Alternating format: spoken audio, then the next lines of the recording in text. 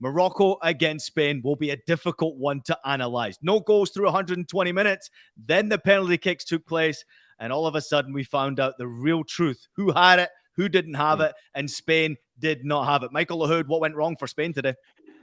Every second that ticked on that clock, the Spanish players and Luis Enrique were going back to every World Cup where they've gotten knocked out. Go back to 2018. This reminds me so much of that knockout round matchup against Russia. You have a stadium that looked like a home match for Morocco. It was a sea of red. It was a sea of Moroccan flags, and you could feel the energy. Every pass, every ooh and ah, every defensive tackle, every defensive movement for this Moroccan team. They're a team that's built to defend first and attack second. And when they go like barn burners. I go back to how the game really started. Spain not taking their chances. I go back to lineup decisions. This one's on Luis Enrique. When you have Alvaro Morata, so much made of Morata not taking chances at the previous Euros, and he comes in this World Cup, 3 goals, 1 assist. How in the hell do you ever, in a knockout stage game, leave a striker who is your leading goal scorer on the bench? And then you make another big decision. By that too. That was a bold decision, and it backfired. And then you make another decision to put a center midfielder in Marcos Llorente at right back when you have 2 good right backs. Azpilicueta, maybe not having his best seasons, but when he's asked to do the job at right back, he can do the job. And Carvajal, how in the hell do you not put Carvajal at right back? That's just mind-boggling to me. And I think Enrique just absolutely overthought this in the end. Ian. What can I say? I did call. I was the only one that called Morocco to win this game, and people thought I was crazy. Don't know what Kool-Aid I was drinking from, but maybe Michael should have had some too. Let me just, I don't know. Ian, I'm going to be very simple about this. We spoke about Spain before this World Cup. We said they were lacking that killer instincts, that real edge in the final third. I wasn't carried away by their win against Costa Rica because I felt that Costa Rica kind of just gave up and didn't want to be in the World Cup, it seemed, at that game for some reason. For me, Spain remind me of like a boxer that's only got the jab, no knockout. So you can take risks with them because you know they don't have a knockout punch. They play great football, beautiful for the eyes to see at times, but there's no real end product. There isn't that other side of Spain, that edge, that individuality. Spain, for me, have become so programmed with all the players that they have and they produce. They're so programmed to play a certain way. When you look at the teams that Spain are going to be coming up against, or the teams that Spain should be competing against, you look at Brazil, the individuality. And I think for me, let's just go back to Morocco. Morocco, as Michael said, team built to defend first. But when Morocco get on the ball, Michael, the difference is you can see the players willing to take chances, not playing to such a structured system, showing some great skills, individuality, the way they move the ball, the way they pass the ball. You can see there's such a greater freedom with the Morocco players than there was with Spain. I am not surprised the slightest bit. I always said, once you come across a structured team that knows how to defend, that has players that are capable and comfortable going in one-on-one situations, but your team is so structured into playing a system, you're going to find it hard in the modern game.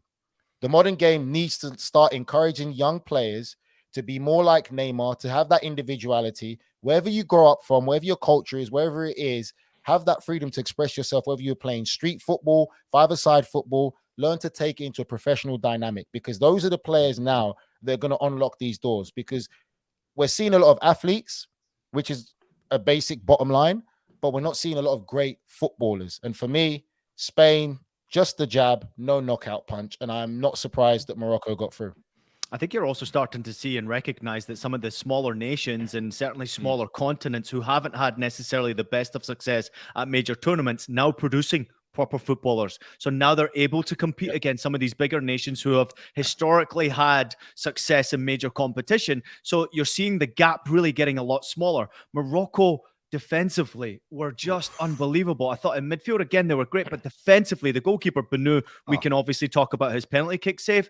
But again, as a goalkeeper who missed out in the last game for whatever reason, he was there for the national anthem, disappeared for a game, and then came back to play in a knockout stage game at World Cup and put out a standout performance. You were not the only one, Nigel Reo-Coker, to predict that Morocco were going to get this victory. I went online to have a look at this. As you all know, I enjoy a little bit of a wager. There was one who put $90,000 on Morocco to make it to the quarterfinal. Oh my gosh. Him $1 million today after they knocked Spain out. He put 90,000 down. Smartest man in the down. room. He probably was Yeah. listening to me. He was listening to me. Yeah. Let me show you Go. something that's actually quite amusing. I don't know if you guys can see. I that. saw it. Love it. Well, That Nigel, was Spain today, people. I'm Those so you can see glad it. that you are talking about this player. When you go down the spine of this Moroccan team, I think of the word selflessness. A player like Amrabat, who plays for Fiorentina, you can catch him on Paramount Plus for Serie A coverage throughout the season. His selflessness to run for this team, to make the unsung hero sort of plays is massive. There's an energy about this team where each tackle someone makes down the spine of the team, it energizes the team. It energizes the next player. Hakim Ziyech is running back, tracking back on defense. So much has been made about his attitude and attitude problems for club and also country in the past. It looks like a completely different team. Mazraoui as well. I think this is a Morocco team that could arguably have the two best outside backs at this FIFA World Cup. If you put them on the Brazilian national team, it is an ultimate team. It's like a FIFA ultimate team. I know I'm taking pot shots still at Brazil, Nigel. I see that wry smile. Got to find fault in this Brazilian national team Yeah, but somehow. don't forget where they play, though, right? The one's at PSG and one's at Bayern Munich. I mean, they're doing all right. Absolutely. No, they're that's why I said that they could be two of the best outside backs in the entire World Cup. I think when you have outside backs like that with Morocco, you know that they have the fitness level to bomb forward. You look at Boufal, who was class today. He ran circles and rings around Llorente. That wasn't even fair. I was shocked Llorente stayed in as long as he did. That would have been my first sub at halftime. He was a liability at right back. But the freedom that you have as a winger, when you know you have a world-class outside back bombing down the field in transition, that gives you so much confidence to go express yourself. And with each second that ticked on the clock, with each minute that advanced, you could see Morocco growing in confidence. And they would have known Spain's record. And Ian, I know you have this stat. Spain's record is woeful in penalty kicks at the FIFA World Cup. And now they've hit a new milestone in being the team to lose the most penalty kick shootouts in World Cup history. NRC, what you got to add?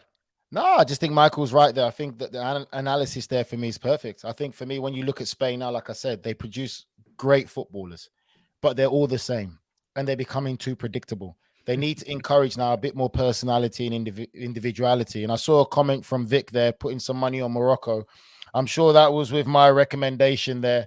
And I wonder now if the Spanish manager, Luis Enrique, is going to Twitch something. He's going to be on Twitch. He's going to go on Twitch now to talk about his lineup. I think he was on there. Explaining himself already. Real quickly, before we get out of here, just on Amrabat, obviously many fans out there who watch Paramount Plus have already watched him play for Fiorentina. His statistics today were insane. I wanted to just check them out for you because he won 7 out of 7 ground duels, whatever that may mean, but he also won 4 out of 4 tackles in the game. The guy just looked like a mean machine in midfield, complete domination. And the one player I will say that really shone for me was Williams when he came on for Spain. He was the only one player that I thought, get him the ball and you have a chance of winning this game. He looked dangerous. He looked excited. He looked like he was going to cause problems. And then Morata came on and, of course, left the shooting boots in this game, clearly pissed off that he didn't start the game. Spain have got some issues, and they've certainly got a long way to go before they're competing against some of the best teams in the world right now. I am very happy for African soccer. I am very happy for Moroccan soccer. What does it really mean, Mike? What does it mean for Moroccan people right now? Because we're seeing celebrations in pretty much every major city in the world right now from their Moroccan people getting behind their team. Incredible to see. This is what the World Cup is about. I mean, Morocco is one of 4 African teams to reach a World Cup quarterfinals. That is just storied company. Cameroon doing it in 1990, Ghana in 2010, Senegal in 2002, and now Morocco in Qatar 2022. They will never have to pay for another meal in their home country again. What I love most, this is a national team that has a combination of players born in European countries and players born in Morocco. You think of the recruiting that goes on. You think of the immigrant families who previously were thinking, maybe like Hakimi, maybe I have to go through the Spanish national team to get a chance at playing in the World Cup and being competitive. No longer. It's a great leveling field to see players from Europe, players from around the world that can now go back to the country of their parents' birth. It's only going to increase the level of quality in African soccer. I hope other countries take note, especially in West Africa. And man, oh man, one day I really hope that that Sierra Leone, my home country of Sierra Leone, I know, Nigel, our country of Sierra Leone, because I know you got Sierra Leonean blood. I would love to see the likes of a country like that competing at the FIFA World Cup. It's going to take some time, but this is a big win for African soccer today with this Morocco performance. Yep. I just like the fact, Mike, for me, that they're doing it and there isn't that stereotype there. And I think for me, and I speak for you guys as well, I believe in this, that you'd love to see a nation win it that hasn't won it. I think that's what's going to be great. A nation that hasn't won it to win their first World Cup coming from a different region will be absolutely fantastic. I think when FIFA get their act together and actually make qualifying a lot more easier for the continent of Africa, not the country for the uneducated, but the continent of Africa, and more African teams have the ability to be and qualify in the World Cup, we're going to see some amazing things happen. Because sometimes you worry so much about the qualification process, but people need to understand when you get into this tournament, there's a different adrenaline that goes pumping where anything is possible. And we've seen it with some of the upsets from some amazing nations. And I feel when more African nations get in there and can see that there is progression, that there is an opportunity to get there and actually dig into the resources that they have. They've got players now who've played at the highest leagues, who've played for some of the best managers, who want to get into that manager zone, into that coaching zone. There's so much that could be achieved if they actually just do it the right way. I think in history, we've always seen individual success from African players when they go on to obviously bigger clubs. They play for historic clubs in European game. I think now you're starting to recognize that it's not just necessarily those big names. You're now starting to recognize there are nations, there are teams that need investment. The young players, if you can just invest a bit more in African football, if you can invest more in the academies, if you can invest more to these young street kids who are playing ball without a soccer ball, if you can invest, then maybe we will see some of these nations be able to compete on a bigger level, on a major stage. I would love to see it where we are seeing an African team in the final and competing. I really would love to see it, but the commitment has to come from the governing bodies, from a lot of these major European clubs who are already jumping into the African market, recognizing the big names.